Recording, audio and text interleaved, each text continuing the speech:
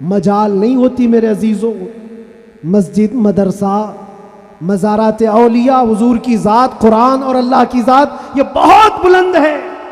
صرف تمہاری داڑھی کی طرف بھی انگلی اٹھانے کی کسی کی ہمت نہ ہوتی اگر تم سچے غلام ہوتے، کیونکہ یہ اللہ کا وعدہ ہے. وَلَا تَهِنُوا وَلَا تَحْزَنُوا وَأَنْتُمُ الْأَعْلَوْنَ إِن كُنتُم مُؤْمِنِينَ. تم گھبراؤ مت، پریشان مت ہو، تم سب سے زیادہ بلند رہو گے اگر تم سچے ایمان والے ہو. کہ 8 مہینے دروازوں کے اندر ایسا بند تھا کہ میرے بچے مجھے نہیں دیکھ سکتے تھے، میرے بھائی بہن مجھے دیکھ نہیں سکتے، مجھے ملاقات کرنے کی بھی اجازت نہیں دی جاتی. جب اتنے دروازوں کے اندر بند رکھا گیا تھا جہاں چڑیا بھی نہ اڑے، لیکن میں نے یہ محسوس کیا لاکھوں دلوں میں اللہ رب العزت نے محبت ڈال رکھی تھی. اس کی وجہ یہ ہے چوری کر کے گیا ہوتا، لوٹ مار کر کے گیا ہوتا تو لوگ یہی کہتے کہ کچرا تھا چلا گیا. حضور پاک کی بات کر کے جائے تو مرنے کے بعد بھی اللہ اس کو دلوں کے اندر زندہ رکھتا. کہ 8 مہینے دروازوں کے اندر ایسا بند تھا کہ میرے بچے مجھے نہیں دیکھ سکتے تھے، میرے بھائی بہن مجھے دیکھ نہیں سکتے، مجھے ملاقات کرنے کی بھی اجازت نہیں دی جاتی. جب اتنے دروازوں کے اندر بند رکھا گیا تھا جہاں چڑیا بھی نہ اڑے، لیکن میں نے یہ محسوس کیا لاکھوں دلوں میں اللہ رب العزت نے محبت ڈال رکھی تھی. اس کی وجہ یہ ہے چوری کر کے گیا ہوتا، لوٹ مار کر کے گیا ہوتا تو لوگ یہی کہتے کہ کچرا تھا چلا گیا. حضور پاک کی بات کر کے جائے تو مرنے کے بعد بھی اللہ اس کو دلوں کے اندر زندہ رکھتا. آج جو یہ پروپیگنڈا پھیلا کر کے سمجھایا جا رہا ہے، اس پروپیگنڈے کو بدل کر کے دکھاؤ کہ نہیں، جھوٹ ہماری خصلت نہیں ہے، بددیانتی ہماری عادت نہیں ہے، بلاتکاری ہم میں سے نہیں ہو سکتے، چور چمار ڈاکو نشہ خوری یہ ہم میں نہیں ہو سکتی. یہ ساری خصلتوں کو اپنے معاشرے سے دور کر کے پھر ثابت کر کے بتاؤ کہ حضور پاک کا غلام جدھر سے گزرتا ہے خوشبوئیں پھیلا کر جاتا ہے. مجال نہیں ہوتی میرے عزیزوں، مسجد، مدرسہ، مزارات اولیاء، حضور کی ذات، قرآن اور اللہ کی ذات یہ بہت بلند ہے. صرف تمہاری داڑھی کی طرف بھی انگلی اٹھانے کی کسی کی ہمت نہ ہوتی اگر تم سچے غلام ہوتے، کیونکہ یہ اللہ کا وعدہ ہے. وَلَا تَهِنُوا وَلَا تَحْزَنُوا وَأَنْتُمُ الْأَعْلَوْنَ إِن كُنتُم مُؤْمِنِينَ. تم گھبراؤ مت، پریشان مت ہو، تم سب سے زیادہ بلند رہو گے اگر تم سچے ایمان والے ہو. الحمدللہ الحمدللہ الحنان المنان الذي خلق الإنسان وعلمه البيان،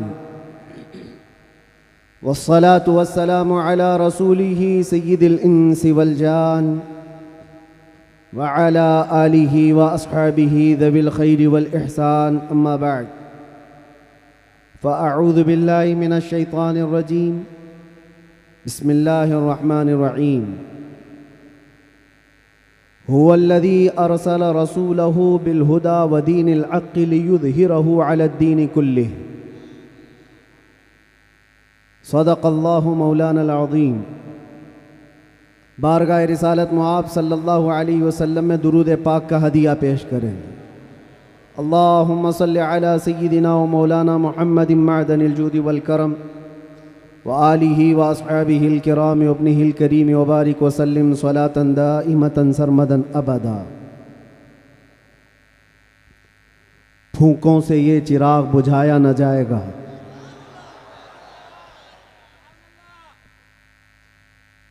میرے عزیزو. یہاں سے ہم اپنی گفتگو کا آغاز کرتے ہیں. آپ کے ہاں اتنا بڑا مجمع جو بیٹھا ہوا ہے، میں محسوس کرتا ہوں کہ علم کا ایک قلعہ آپ کے پاس موجود ہے، علماء کا ایک ذخیرہ موجود ہے، اور بہترین بولنے والے علماء ہیں. ناظم اجلاس مجھ سے پیشتر جس طرح سے انہوں نے مدرسے کا تعارف کرایا ہے، اللہ تعالیٰ اس مدرسے کو ہمیشہ شاد و آباد رکھے. مرکز اہل سنت و جماعت مرکز عشق رسول بنا ہے۔ ہماری یہاں پر اتنے لمبے سفر کر کے آنے کی ضرورت نہیں ہوتی، اور میں یہ جانتا ہوں کہ لوگ سننا کم اور دیکھنا زیادہ چاہتے ہیں، اور اس کی وجہ بھی ہے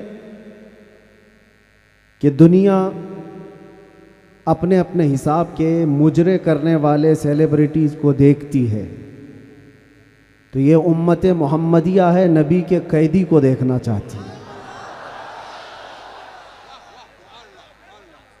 ظاہر سی بات ہے، جیل سے چھوٹنے کے بعد آدمی چہرہ چھپا کے گھومتا ہے،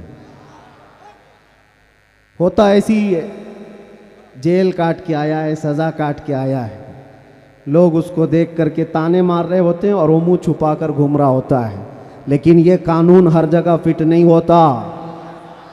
وہ اور ہوتے ہیں جو چہرہ چھپا کے گھومتے ہیں، جو نبی کے نام پر جاتے ہیں، وہ یہاں بھی چہرہ اٹھا کے جیتے ہیں، اور انشاءاللہ قیامت کے دن بھی چہرہ ان کا سرخرو رہے گا۔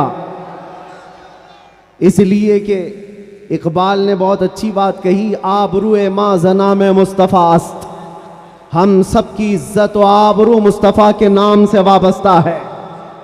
اور اللہ کریم قرآن عظیم میں ارشاد فرماتا ہے وَلِلَّهِ الْعِزَّةُ وَلِرَسُولِهِ وَلِلْمُؤْمِنِينَ، عزت اللہ کی ہے، رسول کی ہے، اور مومنین کے لیے ہے۔ ہم نے دیکھا ہے میرے عزیزو، جن لوگوں کو آج سیلیبریٹی کہا جاتا ہے یا پاورفل شخصیت کہا جاتا ہے، سیاست میں آنے کی وجہ سے یا پھر گلیمر کی دنیا میں آنے کی وجہ سے، ٹیلی ویژن کے اوپر آنے کی وجہ سے، ان کے حالات ایسے ہیں کہ جب تک جوانی ہے ان کی چاندنی ہے، اور جب تک ان کا شباب ہے وہ چمک رہے ہیں، جہاں چہرے پہ جھریاں پڑ گئی نیا ہیرو آ جائے گا۔ دنیا ایک نیا ہیرو اپنا ڈھونڈ لیتی ہے، اور یہ دنیاوی حسن و جمال پر اترانے والوں کی زیادہ لائف نہیں ہوتی، وہ برقرار نہیں رہ سکتے، نہ ہی سیاست کی کرسی پر بیٹھ کر کے اقتدار جمانے والے۔ ہم نے ان کو بھی دیکھا ہے، نئی پارٹی آئی اور بوڑھے کو سائیڈ میں لگا دیا گیا، اب بوڑھوں کو کوئی پوچھتا بھی نہیں ہے، 40 سال بیچارے خدمت کرتے رہے، اور آج ریٹائرمنٹ کی کربناک زندگی گزارنے پر مجبور ہو گئے۔ لیکن یہ مصطفیٰ کی غلامی کی دنیا الگ ہے، یہاں حضور پاک صلی اللہ تعالیٰ علیہ وسلم کا غلام ایک عالم دین جتنا بوڑھا ہوتا جاتا ہے اتنی عزت اس کی بڑھتی چلی جاتی ہے۔ یہاں بوڑھوں کی عزت کم نہیں ہوتی، بلکہ اس کو بوڑھا کہاں کہتے ہیں، جوان بیٹھے ہوتے ہیں لیکن بوڑھے عالم دین کو فیصل بنا کر بٹھاتے ہیں۔ جو زیادہ عمر والا ہو گیا، وہ تجربے والا زیادہ ہو گیا، اس کی عزت بڑھتی چلی گئی، اس لیے کہ یہ عزت پاؤڈر لالی کی عزت نہیں ہے، یہ میرے مصطفیٰ کے قدموں سے حاصل کی ہوئی عزت ہے۔ ہم نے دیکھا ہے مرشد گرامی حضور تاج الشریعہ بدر الطریقہ کو، عمر 75 سال کی ہو گئی، بڑھاپا تھا، لیکن ایک جگہ انہیں بٹھا دیا جائے اور لاکھوں کو ایک طرف، دنیا لاکھوں کو دیکھنا چھوڑ دے گی، اس ایک مرد قلندر پر دیکھتی رہ جائے، کیا یہ حقیقت نہیں؟ ان کو دیکھی ہوئی آنکھیں موجود ہوں گی۔ وہ حسن و جمال نبی پاک صلی اللہ تعالیٰ علیہ وسلم کی غلامی سے حاصل کیا ہوا حسن و جمال ہے۔ اسی لیے میرے عزیزو یاد رکھو، اسی بات پر میں کہتا ہوں، آبرو ما زنا میں مصطفیٰ است، ہم سب کی عزت و آبرو مصطفیٰ کے نام سے ہے۔ ہرچے دری دنیا باد مصطفیٰ است، جو کچھ اس دنیا میں ہمارے پاس ہے وہ نبی کے بعد ہے، جو بھی رشتہ ناتا ہے، جو بھی تعلق ہے، وہ سب حضور پاک کے بعد ہے۔ نبی سے ہو جو بیگانہ اسے دل سے جدا کر دے، پدر مادر برادر جان و مال ان پر فدا کر دے، یہ ایمان کا تقاضا ہے، اور ایمان اسی کا نام ہے۔ اور اعلیٰ حضرت امام اہل سنت فاضل بریلوی کیا فرماتے ہیں؟ ایمان کسے کہتے ہیں؟ اس کی دو چند مثالیں آپ کے سامنے رکھتا ہوں، اور جب یہ ایمان آ جائے تو میرے عزیزوں، یہ جو آندھیاں چل رہی، یہ جو طوفان آئے ہوئے ہیں یہ رخ موڑ لیں گے، اس لیے کہ سنا ہے قدسیوں سے میں نے کہ وہ شیر پھر ہوشیار ہوگا۔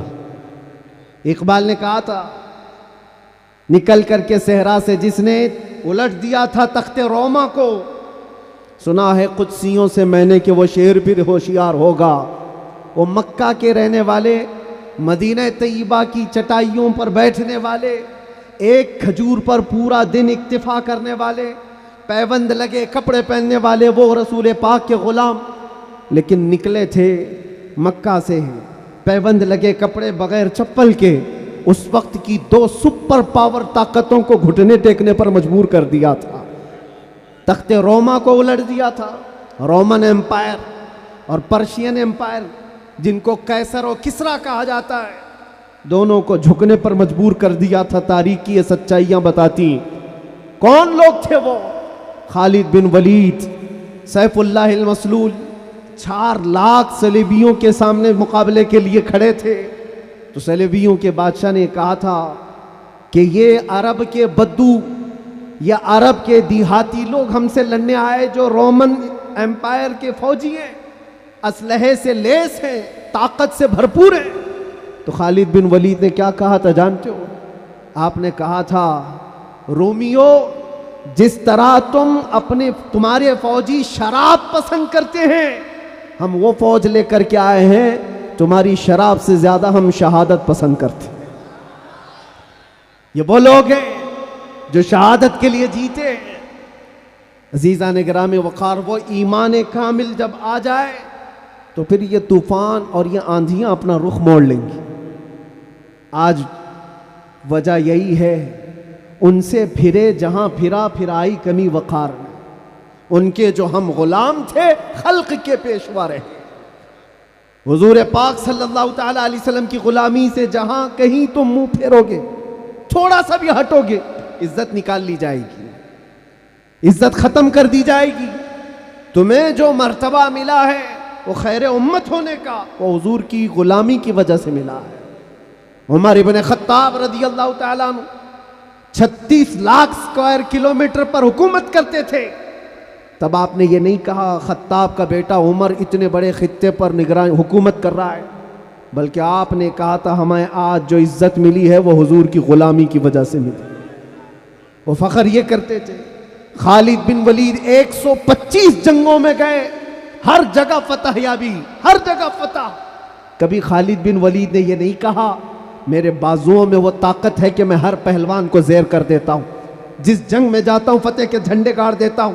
نہیں، خالد بن ولید کا ایمان تو یہ تھا کہ ان کے سر پر ایک ٹوپی تھی جس میں حضور کے 3 موئے مبارکہ تھے۔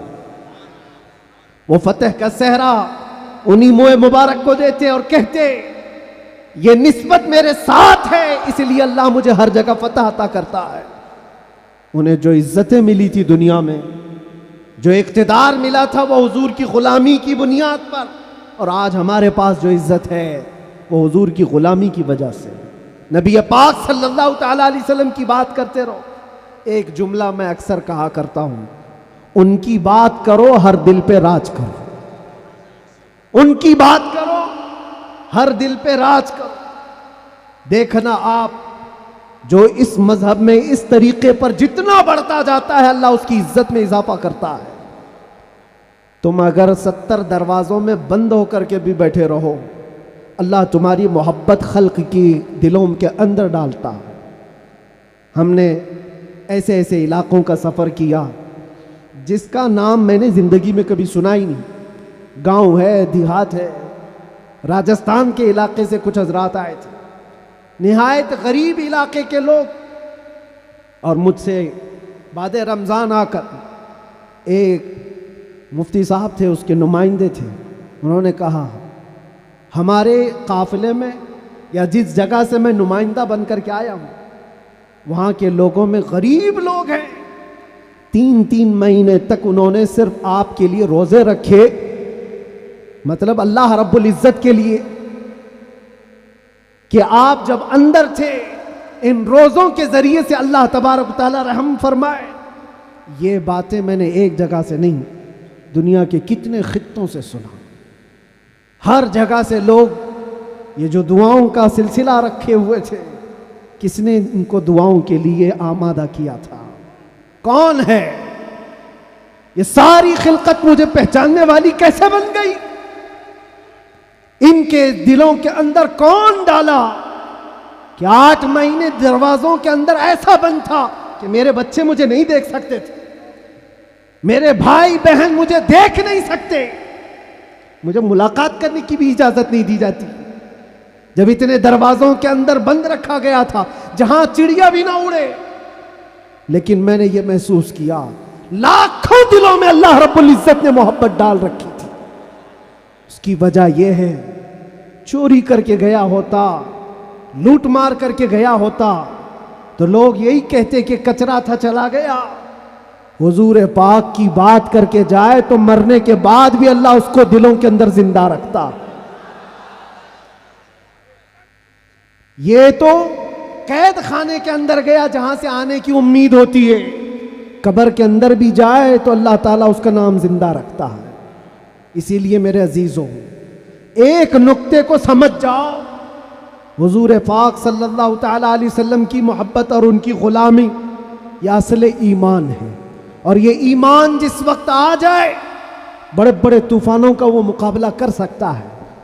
آج پوری دنیا کے مشاہدے سے یہ پتہ چلتا ہے، ہنگامے اتنے ہو چکے، اتنے خطرناک طریقے سے امت کو لرزا دیا گیا ہے، لیکن اس امت کا حال یہ ہے کہ یہ خواب گراں میں ہے، یہ ایک لمبی نیند میں ہے۔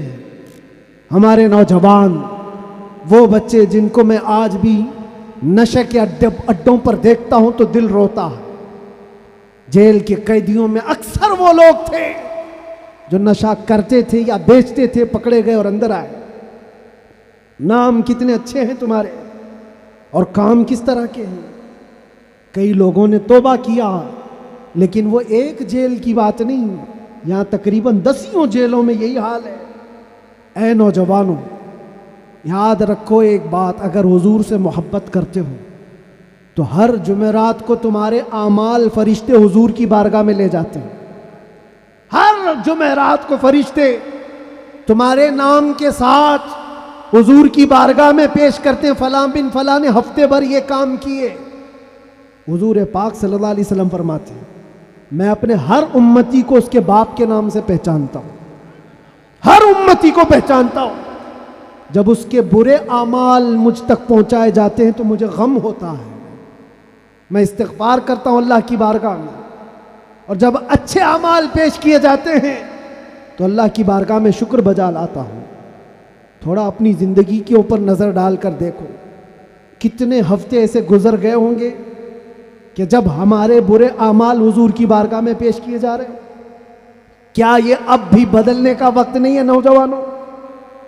دنیا یہ چاہتی ہے کہ تم نشے کے اڈوں میں کھوئے رہو۔ کچھ علاقوں میں ایسے بھی میں نے دیکھے ہیں جہاں بڑے بڑے لوگوں کا انہیں سپورٹ ہے کہ کرو تم نشہ، بیچو تم نشہ، تمہاری نسلیں برباد ہو جائیں، تمہارا علاقہ برباد ہو جائے۔ آج سے صرف 70 سال پہلے کی بات ہے، ہمارے اس ملک میں ایجوکیشن لیول اس وقت بھی مسلمانوں کا سب سے اوپر تھا، اور آج آپ بخوبی دیکھ سکتے ہیں کس طرح سے ہمیں پکارا جا رہا ہے، کیسے ہمیں تانے دے کے سارے ڈیبیٹ کیے جا رہے ہیں۔ کہاں کہاں تمہیں پنچر مین کہا جاتا ہے۔ کیوں؟ یہ وہ قوم ہے جو پوری دنیا کو علم سکھانے آئی ہے، خیر امت تم تھے، ان سے پھرے جہاں پھرا پھر آئی کمی وقار۔ آپ کو ایک بات میں بتاؤں، یہ رونا کب تک روتے رہو گے؟ یہ ہماری جائیدادیں لوٹ رہے ہیں، یہ ہمارے وقف کی املاک کو ہڑپ کرنے جا رہے ہیں۔ دین پر، قرآن پر، اسلام پر، حضور کی ذات پر، ہر چیز پر نشانے اور ہر چیز پر انگلیاں اٹھائی جا رہی۔ تم کب تک احتجاج کرتے رہو گے؟ کب تک سڑکوں پر آؤ گے؟ کب تک اپنی آوازیں اٹھا کر کے پوچھتے رہو گے؟ کیا تمہارا کام صرف اتنا ہی رہ گیا؟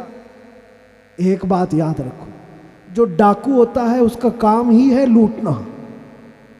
آج وہ کیا لوٹ رہے ہیں، کس پر ڈاکہ ڈال رہے ہیں، میں اس کی بات نہیں کرتا، مجھے رہزنوں سے غرض نہیں، تیری رہبری کا سوال ہے۔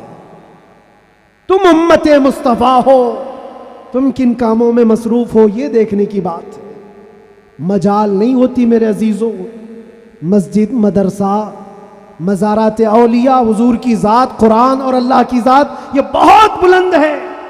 صرف تمہاری داڑھی کی طرف بھی انگلی اٹھانے کی کسی کی ہمت نہ ہوتی اگر تم سچے غلام ہوتے، کیونکہ یہ اللہ کا وعدہ ہے، وَلَا تَهِنُوا وَلَا تَحْزَنُوا وَأَنْتُمُ الْأَعْلَوْنَ إِن كُنتُم مُؤْمِنِينَ۔ تم گھبراؤ مت، پریشان مت ہو، تم سب سے زیادہ بلند رہو گے اگر تم سچے ایمان والے ہو۔ اور ایمان کسے کہتے ہیں؟ ایمان کسے کہتے ہیں؟ لا یؤمن احدکم حتی اکون احب الیہ من والدہ وولدہ والناس اجمعین۔ یہ میرے آقا صلی اللہ علیہ وسلم فرماتے ہیں تم میں سے اس وقت تک کوئی پورا مومن نہیں ہو سکتا جب تک کہ ساری دنیا تمہارے مال، اولاد، ماں باپ سب سے زیادہ مجھ سے محبت نہ کرے۔ اور ابھی میں سوال کرتا ہوں، سارے ہاتھ بھی اٹھا دیں گے، بہت سارے کھڑے بھی ہو جائیں گے، جوش میں بھی آ جائیں گے۔ صرف اگر میں اتنا پوچھوں، کیا آپ اپنے نبی پاک صلی اللہ علیہ وسلم سے اپنی جان سے زیادہ محبت کرتے ہیں؟ میں ہاتھ اٹھانے نہیں کہہ رہا ہوں، سب تو کہتے۔ یہ سوال ایسا ہے، حضرت ابوبکر شبلی کہتے اسی سوال سے میں ڈرتا ہوں ہمیشہ، کہ اگر کوئی پوچھ لے مجھ سے کیا تو حضور پاک صلی اللہ علیہ وسلم سے اپنی جان سے زیادہ محبت کرتا ہے، اس سوال سے تو میں ڈرتا ہوں۔ پوچھا گا کیوں؟ کہا اس سوال کے جواب میں اگر نہ کہہ دیا تو ایمان ہی چلا گیا، وہ آدمی کا ایمان ہی ختم ہو گیا، اور اگر ہاں کہتا ہوں تو میرے اعمال مجھ کو کوستے ہیں۔ کہاں تو جان سے زیادہ محبت کی بات کر رہا ہے اور کہاں تیرے عمل جس سے محبت کی جاتی ہے۔ تقاضا یہ ہے اپنا ہر عمل اپنے محبوب کے عمل کے مطابق ہونا چاہیے۔ اور حضور اکرم صلی اللہ علیہ وسلم نے یہ بھی فرمایا لا یؤمن احدکم حتی یکون ہواہ تبعا لما جئت بہ۔ تم میں سے اس وقت تک کوئی مکمل مومن نہیں ہو سکتا جب تک وہ اپنی خواہشات کو میری مرضی کے مطابق نہ بنا دے۔ تمہاری اپنی خواہشات جو تم کہتے ہو نا یہ ہماری لائف ہے، ہمیں انجوائے کرنے دو، ہماری لائف ہے ہمیں جینے دو۔ کسی جوان کو پکڑ کر کے کہو مولانا صاحب ابھی تو ہماری 20-25 سال کی عمر ہے، جینے دو، عیش کرنے دو۔ اے نوجوان تجھے پتہ ہی نہیں یہ تیری زندگی نہیں ہے، یہ تیری لائف نہیں ہے۔ زندگی یہ نہیں کسی کے لیے، زندگی ہے نبی کی۔ نہ سمجھ مرتے ہیں زندگی کے لیے، جینا مرنا ہے سب کچھ نبی کے لیے۔ ہماری اپنی زندگی کا ہے، جو ملی ہے زندگی یہ حضور کے لیے ملی ہے، یہ امانت ہے۔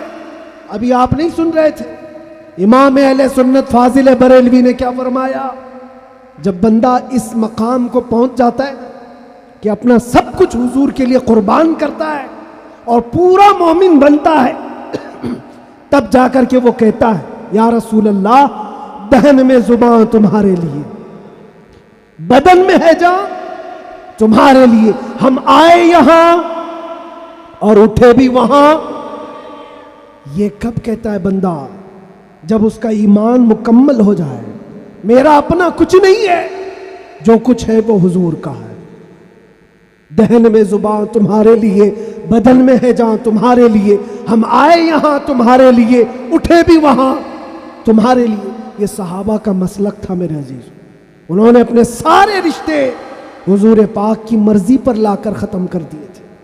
سارے رشتے اگر حضور سے جدا ہیں تو ان کا کوئی رشتہ نہیں تھا، کوئی رشتہ نہیں تھا۔ آج ہمیں اس ایمان کو زندہ کرنا ہے۔ یہ عہد کر کے جاؤ، بڑے بڑے نعرے لگا کر، بڑے بڑے جلسے کر کے، جلوس کر کے، یا سڑکوں پر آ کر کے اگر تم یہ سوچتے ہو شکتی پردرشن سے بہت کچھ ہو جائے گا، دنیا جھکتی نہیں ہے، انسانوں کے ریلے سے نہیں ڈرایا جا سکتا۔ ہم نے دیکھا ہے انسانوں کے ریلے سے دنیا نہیں ڈرتی، پاؤں سے معذور لنگڑا بھی ہو، لیکن اگر ویل چیئر پر بیٹھ کر لبیک پکارے پورا یورپ ہلنے لگتا ہے۔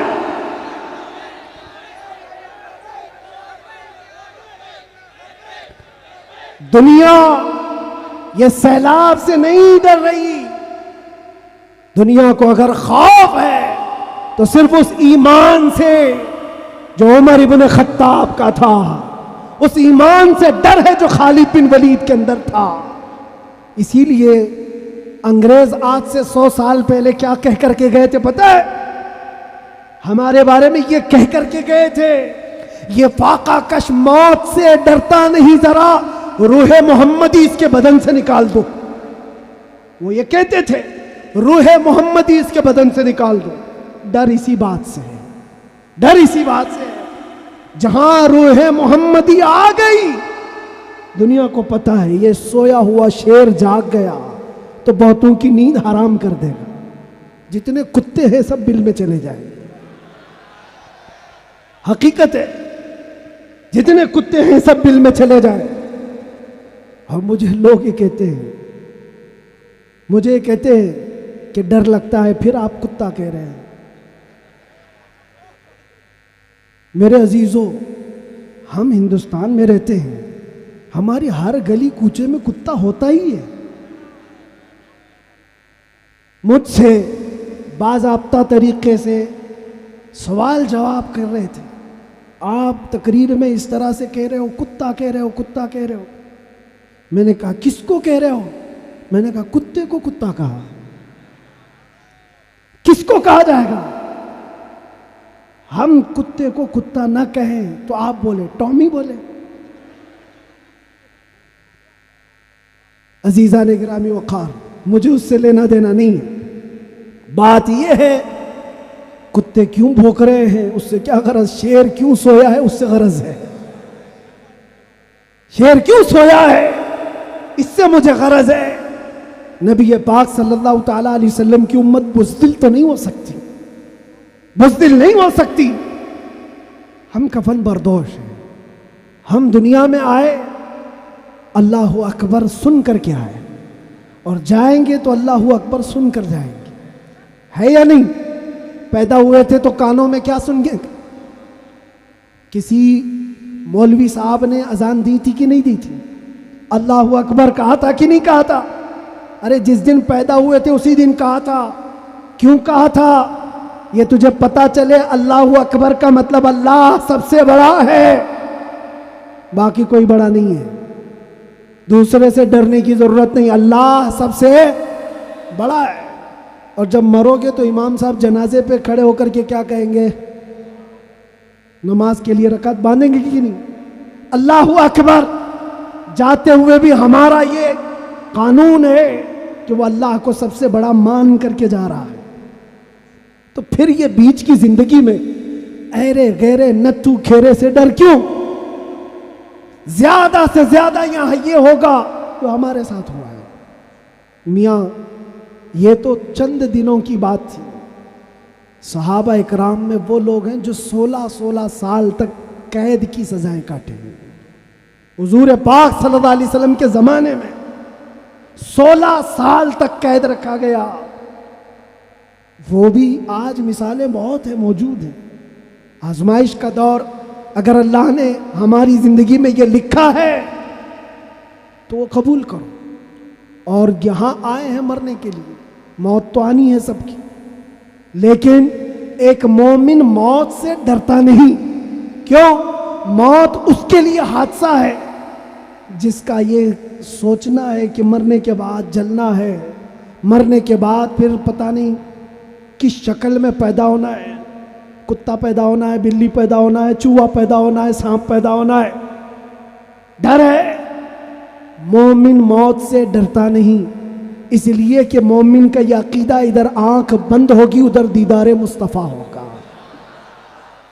اور قبر میں بھی جائے تو کیا خوب کہا ہے ایک عاشق رسول نے، کیا خوب کہا ہے، جب منکر نکیر آ کر اسے اٹھائیں گے سوال جواب دینے کے لیے، تو عاشق مصطفیٰ جو قبر میں گیا وہ کیا کہتا ہے؟ اب تو پائے ناز سے اے فرشتوں کیوں اٹھوں، ارے مر کے پہنچا ہوں یہاں اس دل ربا کے واسطے۔ جس کے لیے مرا تھا وہ بھی تو وہاں ہوں گے۔ بس میرے عزیزوں، گفتگو کو سمیٹتے ہوئے میں صرف اتنی بات کہوں گا، ان کے جو ہم غلام تھے، خلق کے پیشوا رہے، ان سے پھرے، جہاں پھرائی کمی وقار میں، تمہیں اللہ قرآن میں فرماتا ہے تم باعزت رہو گے، بلند رہو گے، کامیاب رہو گے، شرط یہ ہے کہ ہمیشہ ایمان کے ساتھ رہو، ایمان کے ساتھ رہو۔ اور ایمان کون سا ہے؟ مسجد میں تم سچے ہو گئے، بازار میں جھوٹے ہو گئے، یہ ایمان کا تقاضا نہیں ہے۔ تم تجارت پر بیٹھے ہو، لوگوں کو دھوکہ دے رہے ہو یا پھر چیٹنگ کر رہے ہو، یہ ایمان کا تقاضا نہیں۔ ایک صحابی رسول ہیں حضرت نعمان، ایک ملک گئے، وہ بادشاہ عیسائی تھا۔ جب اسے خبر ملی کہ عرب کے محمد صلی اللہ علیہ وسلم کا ایک سفیر آیا ہوا ہے، ایمبیسیڈر آیا ہے، تو اس بادشاہ نے ریشم کا قالین بچھایا اور سونے کی کلائی کی ہوئی کرسی رکھا ان کے استقبال کے لیے۔ لیکن جب وہ آئے، صحابی رسول حضرت نعمان، اپنی تلوار سے انہوں نے وہ قالین کو ہٹا دی، جو ریشم کا قالین بچھا ہوا تھا ہٹا دیا، کہا میں زمین پر چل کر جاؤں گا۔ پھر جب کرسی دیکھی سونے کی ہے، ہٹا دیا، کہا میں عام کرسی پر بیٹھوں گا۔ بادشاہ نے کہا اتنا ایٹیٹیوڈ ہے، ہم نے آپ کی عزت کے لیے سب کیا تھا، ہم بہت عزت کرتے ہیں آپ کی، محمد صلی اللہ علیہ وسلم کے آپ سفیر بن کر کے آئے۔ اس صحابی نے کیا جواب دیا؟ کہا میں جس نبی کا ماننے والا ہوں، اس نبی نے فرمایا مرد کے لیے ریشم کا استعمال حرام ہے، مرد کے لیے سونے کا استعمال حرام ہے، میں حرام چیز کا استعمال نہیں کر سکتا۔ وہ کہاں تھے؟ دوسرے ملک میں تھے۔ حضور کہاں ہیں؟ مدینے میں۔ بادشاہ نے کہا آپ تو بہت دور ہیں، وہ نبی کے ملک سے کافی دور ہے، یہاں اگر آپ استعمال کر بھی لیں تو کیا خبر؟ اس صحابی نے جلال میں کہا میرا ایمان یہ ہے میں جس خطے میں بھی رہوں گا میرے نبی کا غلام بن کر رہوں گا، دھوکہ نہیں دے سکتا اپنے نبی کو کہ یہاں پر حضور کا غلام ہوں اور کسی جگہ غلام نہیں ہے۔ آپ سب کی بھی زندگی ایسی ہو کہ دنیا تمہیں کسی بھی جگہ دیکھے تو پہچان لے کہ حضور کا غلام ہے، سچ بولتا ہے، دھوکہ نہیں دیتا، جھوٹ نہیں بولتا۔ یہ تمہاری خصلتیں ہونی چاہیے، تمہاری عادتیں ہونی چاہیے۔ آج اگر کوئی یہ پوچھے نشہ کہاں ملتا ہے تو تمہارے محلے کی طرف کوئی اشارہ نہ کرے، کوئی تمہارے محلے کی طرف نہ آئے۔ سب کی یہ ذمہ داری ہے، ہر نوجوان کی، کہ جانتے ہو حضور فرماتے ہیں تمہارے تلوے میں کانٹا بھی چبھے تو اس کے درد کا مجھے احساس ہوتا۔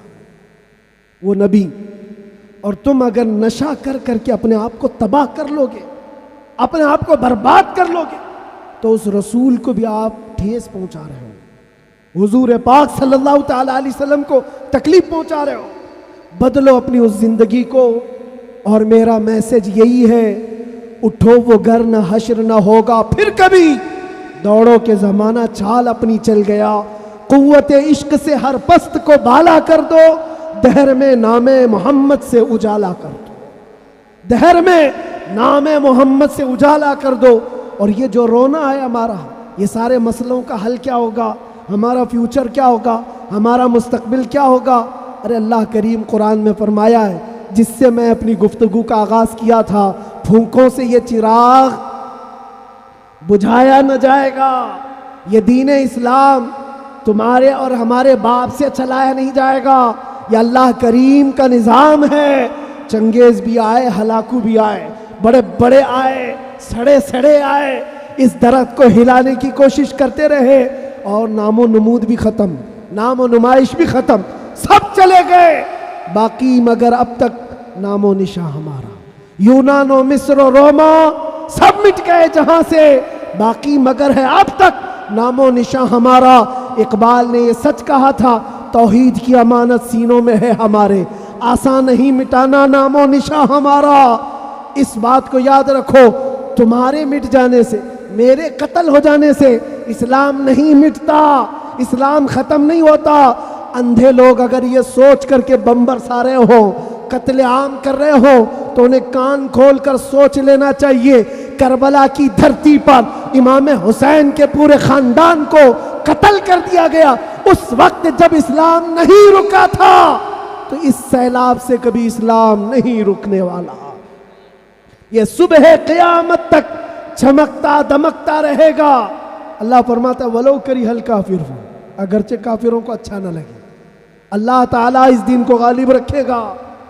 آپ بدلو اپنی زندگی کو، سچے مسلمان بنو، سچے اسلام کی پیروی کرو، تاکہ دنیا کو آج جو یہ پروپیگنڈا پھیلا کر کے سمجھایا جا رہا ہے، اس پروپیگنڈے کو بدل کر کے دکھاؤ کہ نہیں، جھوٹ ہماری خصلت نہیں ہے، بددیانتی ہماری عادت نہیں ہے، بلاتکاری ہم میں سے نہیں ہو سکتے، چور چمار ڈاکو نشہ خوری یہ ہم میں نہیں ہو سکتی۔ یہ ساری خصلتوں کو اپنے معاشرے سے دور کر کے پھر ثابت کر کے بتاؤ کہ حضور پاک کا غلام جدھر سے گزرتا ہے خوشبوئیں پھیلا کر جاتا ہے۔ اور عزت پھر تم دیکھو گے میرے عزیزوں، عزت فوج جمع کرنے کا نام طاقت نہیں ہے، ایمان کی قوت بڑھانے کا نام اصل طاقت ہے۔ یہ طاقت واپس آ جائے انشاءاللہ العزیز۔ ایک جملہ کہتا ہوں، سنو، کان کھول کر سنو، بہت اچھی بات ہے، یہ میری پوری تقریر کا خلاصہ، لب لباب حاصل کلام۔ کیا کیا چیزیں تمہیں چاہیے، کیا کیا چیزیں چاہیے؟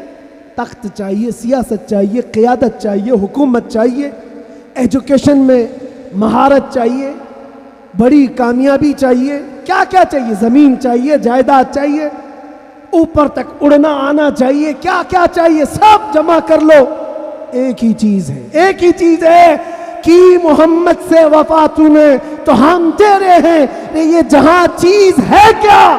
لوح و قلم تیرے ہیں، لوح و قلم تیرے ہیں۔ اور آج ہم نے محسوس کیا ہے، مجھے کون پہچانتا تھا، میں کس خاندان سے ہوں، یہ میٹر نہیں کرتا، میں اپنے باپ کے نام سے، اپنے خاندان کے نام سے یا کوئی سیاسی عہدہ رکھنے کی وجہ سے نہیں پہچانا جاتا، بلکہ اگر پہچانا جاتا ہوں تو صرف اس بنیاد پر جب تک بکے نہ تھے تو کوئی پوچھتا نہ تھا، یا رسول اللہ تم نے خرید کر ہمیں انمول کر دیا، لبیک یا رسول اللہ۔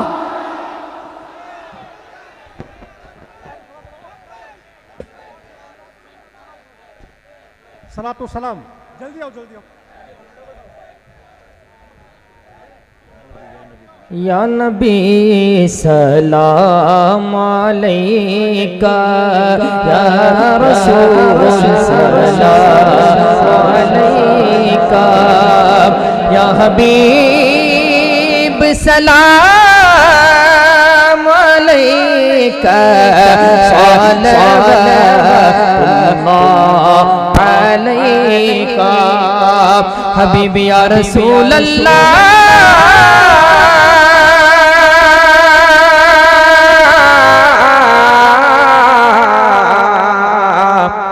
آپ کا تشریف لانا وقت بھی کتنا سہانا۔